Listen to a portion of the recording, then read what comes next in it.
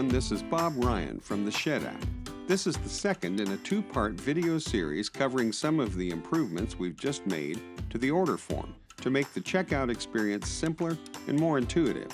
We've improved the designer as well, including a complete redesign of the mobile interface. We've added a better search function for faster contact loads and also expanded the options for updating the order's purchase method. This second video covers the updates to the summary and finalize stages of an order. As we begin, keep in mind that as we look at each improvement, we'll be experiencing the order form from the point of view of an authenticated user. Guest users will have a slightly different experience. In the first video, we created the shed design in the design stage of the order form. We've already saved the design, searched for and loaded the contact information for the order, and have proceeded to the summary stage. So you'll note that the order details are not hidden by default. You can collapse these by clicking the Hide Details icon. Scrolling down, you can see that you can add order options by clicking on Add Order Options. I'll close this.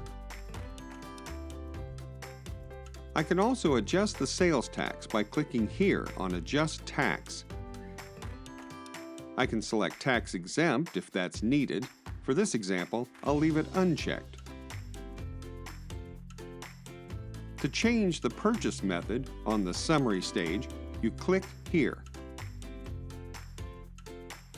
Under the Rent-to-Own purchase method, you can add text and video under your order form settings to help explain what it means to have an accessible building location, which is displayed here. This is also where you would select the RTO contract for the order. And you can move this slider to adjust the terms. Optionally, I can also click here to see all the terms and monthly payments at the same time. Let's take a look at the differences between various modifications to the payment amount. If I change the amount to apply to the order, I will create a cash reserve account, which typically lowers the monthly payments. Let's make that $1,000. In here, you'll see that the monthly payment amount has changed. Conversely, if I change the amount of the payment received when I'm ready to receive the payment, I'll show you that later in the video, I'm creating an advance payment which does not lower the monthly payment. So I'm going to go ahead and revert this to the minimum,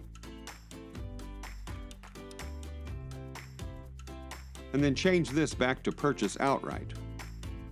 So back up here at the top, there's a button for accessing any notes and attachments on the order.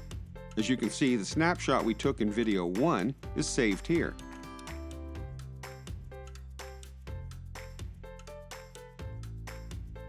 Clicking on the Actions button to the right of that gives us access to other actions on the order.